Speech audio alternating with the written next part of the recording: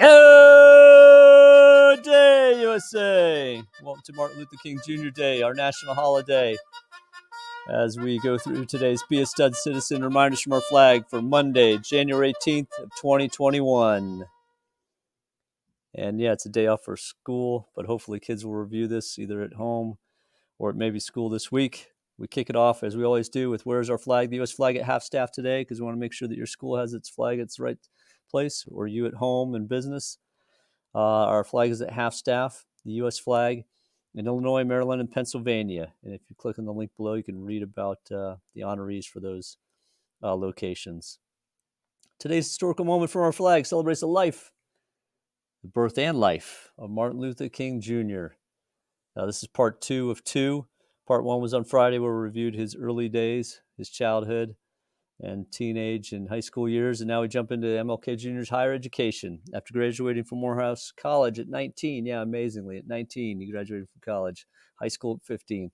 He attended Crozer Theological Society in Pennsylvania and earned a degree in divinity in 1951. There, he faced another incidence of racial segregation.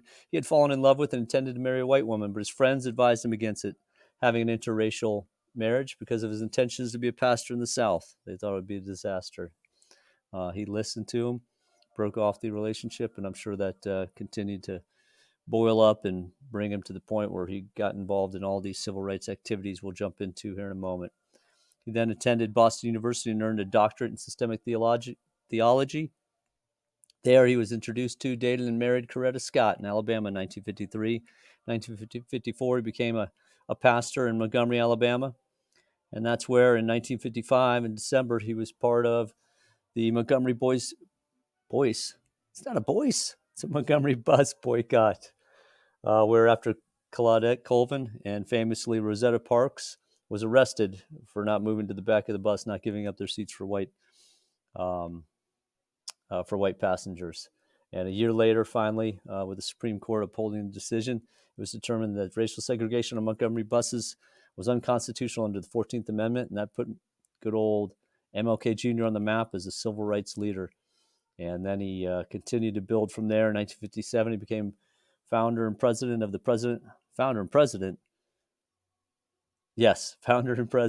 Southern Christian Leadership Conference, confusing myself, which gathered black churches and citizens and held nonviolent protests for civil rights across mostly the South.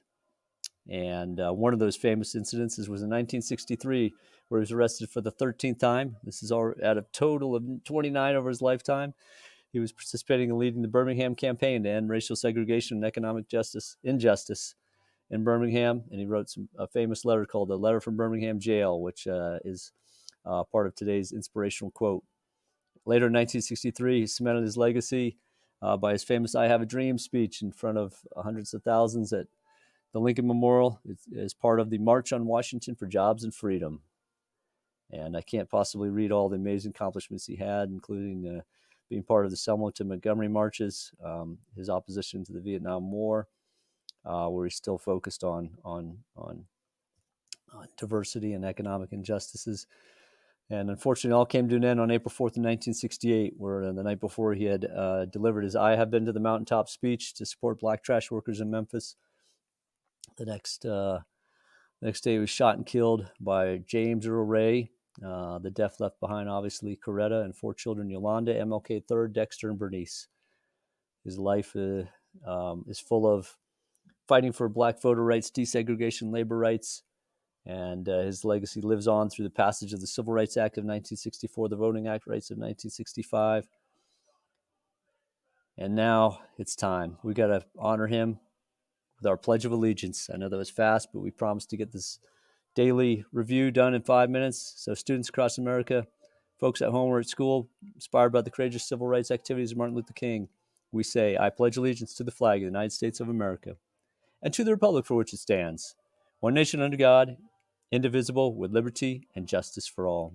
That's it. Thanks for being part of today's U.S. Flag Tribute. This is Sean Sweeney signing off, saying go out and be a stud citizen. That means an awesome, be good to each other citizen, keep America beautiful.